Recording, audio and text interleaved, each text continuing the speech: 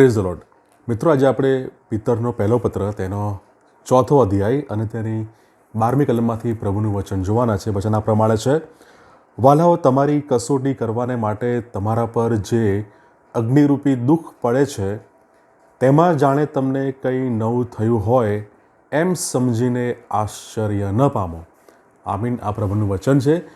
મિત્રો, પિતરનો પહેલો પત્ર અને તેનો ચોથો અધ્યાય અને તેની 12મી કલમ ખ્રિસ્તી વિશ્વાસીઓ માટે દુઃખ સહન કરવા અને એ દુઃખ સહન કરતાં એ દુઃખોની મધ્યે પણ આપણને ઈશ્વરનું આશ્વાસન, ઈશ્વરનું ઉત્તેજન આપણને પ્રાપ્ત થાય છે, તે આપણે અહીંયા જોઈ શકીએ છીએ. અને મિત્રો, જ્યારે આ પહેલો પિતર તેનો ચોથો અધ્યાય અને તેની 12મી કલમ આપણે જ્યારે જોઈએ છીએ, ત્યારે એ વચન બહુ સરસ મજાનું આપણને એક શિક્ષણ, એક મનન પૂરું પાડે છે, ઉત્તેજન પૂરું પાડે છે. આપણા માટે ઈશ્વરનો પ્રેમ, એની ખાતરી આપણા વ્યક્તિગત જીવનોમાં એ હોવી જોઈએ. પછી ભલે એ ગમે તેવી કસોટી, પરીક્ષણો, ગમે તેવી અણધારી આફત, મુશ્કેલ ભરી પરિસ્થિતિ આપણા જીવનમાં કેમ ના હોય, પણ આપણા જીવનમાં ઈશ્વરનો પ્રેમ અને એ ઈશ્વરના પ્રેમની ચોક્કસ ખાતરી આપણા વ્યક્તિગત જીવનોમાં વાલાઓ હોવી જોઈએ. અને મિત્રો, આ જે પહેલો પિતર તેનો ચોથો અધ્યાય 12મી કલમ, તેમાં ઉત્તેજન અને આશ્વાસનની વાત પણ, એ શબ્દો પણ આપણને મળે છે. એ કહે છે કે તમે કંઈક નવું થયું હોય એમ સમજીને તમે આશ્ચર્ય ના પામો. મિત્રો, આશ્વાસન આપતા શબ્દો સંત પિતર એ આપણને જણાવે છે, આપણા ખ્રિસ્તી વિશ્વાસી જીવનમાં કસોટીઓ અને વેદનાઓ, એ પીડા, એ મુશ્કેલીઓ, એની સાથે આપણે કેવી રીતે ડીલ કરીએ છીએ અથવા એની સાથે આપણે કેવી રીતે એની સાથે વ્યવહાર કરીએ છીએ, એ બહુ અગત્યની બાબત છે. પણ પિતર, સંત પિતર એ આપણને જણાવે છે કે ઈશ્વરીય સિદ્ધાંતો સાથે અને ઈશ્વરીય મૂલ્યો સાથે એ આત્મિકતાની પરિપક્વતાની સાથે આપણે એની સાથે વ્યવહાર કરવો જોઈએ અથવા ડીલ કરવી જોઈએ. એ બાબત આપણે અહીંયા જોઈ શકીએ છીએ. કારણ કે કસોટીઓ આપણને નિરાશ કરવા માટે અને ઈશ્વર પર શંકા કરવાને એ આપણને લલચાવે છે.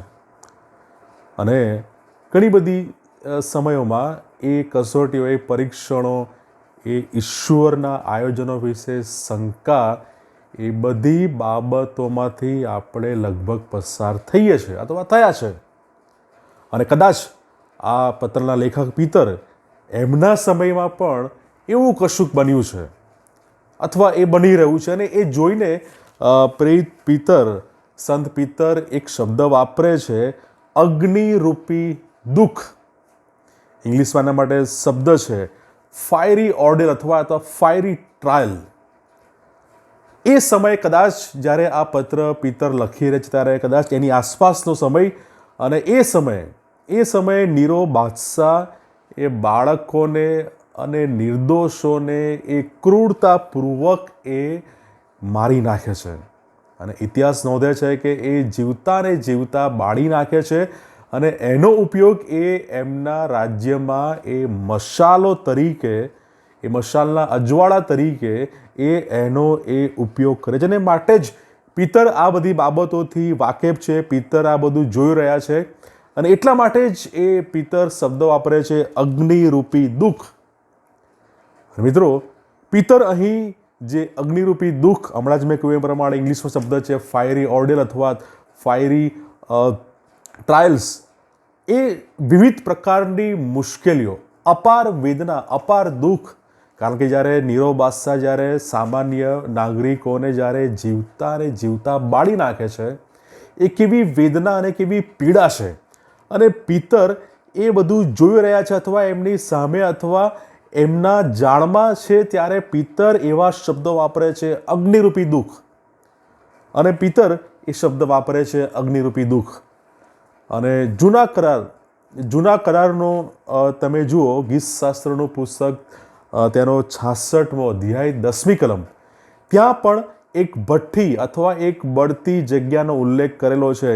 એ ભઠ્ઠીનો ઉલ્લેખ છે ગીતશાસ્ત્ર 66:10. એ સમયોમાં ધાતુઓને શુદ્ધ કરવાને માટે એ ભઠ્ઠીનો ઉપયોગ કરવામાં આવતો. અને ગીતશાસ્ત્રી 66માં ગીતમાં 10મી કલમમાં નોંધે છે, કેમ કે હે ઈશ્વર, તમે અમને પારખ્યા છે, જેમ રૂપું કસાય છે તેમ તમે અમને કસ્યા છે.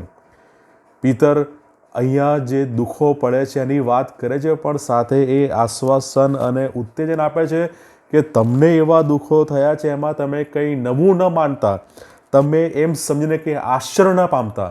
કેમ? કારણ કે એ બધા દુઃખો જેમ ભઠ્ઠીમાં એ રૂપું, એ ધાતુ એ શુદ્ધ થાય છે, એ ગળાય છે, તે જ રીતે તમને પણ એ ઈશ્વરે એ તમને આ જે દુઃખો સંકટો રૂપી જે ભઠ્ઠી છે એમાં ઈશ્વર તમને શુદ્ધ કરી રહ્યા છે, ઈશ્વર તમને પારખી રહ્યા છે, જેમ રૂપું કસાય છે તેમ તમને કસ્યા છે. ગીતશાસ્ત્ર 66:10. તેથી આ જે અગ્નિરૂપી દુઃખ છે એ વિવિધ પ્રકારની પીડા અને વેદના અને દુઃખો એ રજૂ કરે છે, એને રિપ્રેઝન્ટ કરે છે. અને ઈશ્વર આપણા જીવનમાં આપણને શુદ્ધ કરવાને માટે ઘણી બધી વખત આવા અગ્નિરૂપી દુઃખ, અપાર પીડા, અપાર વેદના, કસોટીઓ, પરીક્ષણો એ મોકલતા હોય છે કે જેથી આપણે શુદ્ધ થઈએ, જેથી જેમ રૂપું કસાય છે તેમ આપણે કસાઈએ, તેમ આપણે પરખાઈએ. એટલાને માટે ઈશ્વર એ દુઃખ, પરીક્ષણો, વેદના, કસોટીઓ એ આપણા જીવનમાં એ આવવા દે છે. અને મિત્રો, અંતમાં એ કલમમાં અંતમાં કહે છે કે તમે આશ્ચર્ય ના પામતા, તમે એને ન સમજતા. કેમ? કારણ કે તે કસોટી, તે પરીક્ષણ એ આપણા જીવનનો એક ભાગ છે. એને ભાગ આપણે એ માનવો જોઈએ. It's a part of our life. કદાચ તેઓ આપણને અટકાવે, કદાચ તેઓ આપણને આત્મિક વૃદ્ધિ પામતા આપણને એ અટકાવે, પરંતુ આપણે ખ્રિસ્તની મદદથી આપણે તેની સામે ટકી શકીએ છીએ. એ ઉત્તેજન, એ ખાતરી એ પિતર આ કલમમાં આપણને અહીંયા કહે છે. અને મિત્રો, ખ્રિસ્તી વિશ્વાસીઓ તરીકે આપણે એમ ના સમજવું જોઈએ કે એ સતાવણી, એ પરીક્ષણો, એ કસોટીઓ એ અચાનક એ આવી જાય છે અથવા અચાનક એ આવી પડે છે. પણ ઈશ્વર એ આપણા જીવનમાં તેઓને આવવા દે છે. શા માટે? 3 બાબતો માટે. દરેક વિશ્વાસીને, દરેક ખ્રિસ્તીને, દરેક વિશ્વાસીને ચકાસવાને માટે.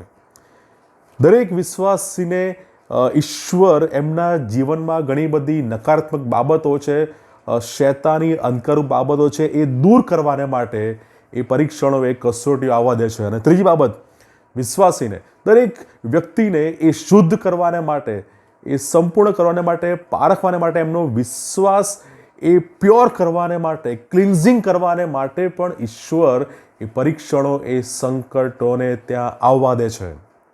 અને મિત્રો, કોઈ પણ કસોટી, પરીક્ષણથી આપણે નાસીપાસ ના થઈએ.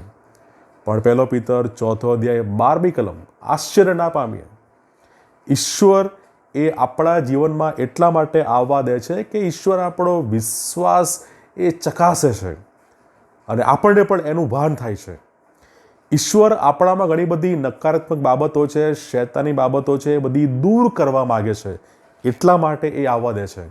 અને ત્રીજી બાબત, એ આપણને શુદ્ધ કરવા માટે માંગે છે, માટે એ આવવા દે છે. અને મિત્રો, હમણાં જ મેં કહ્યું પ્રમાણે ગીતશાસ્ત્ર 66મો અધ્યાય 10મી કલમ, કેમ કે ઈશ્વર તમે અમને પારખ્યા છે, જેમ રૂપું કસાય છે તેમ તમે અમને કસ્યા છે. એ કસોટી, એ પરીક્ષણો, અગ્નિરૂપી જે દુઃખો છે એનાથી આપણો વિશ્વાસ પરખાય છે. એ અગ્નિરૂપી એ કસોટીઓમાં આપણે જીવનમાં ઘણી બધી નકારાત્મકતાઓ છે, એ નેગેટિવિટીઝ એ દૂર થાય છે અને એનાથી આપણે શુદ્ધ થઈએ છીએ અને આપણે ઈશ્વરને ઉપયોગી પાત્ર બની શકીએ છીએ.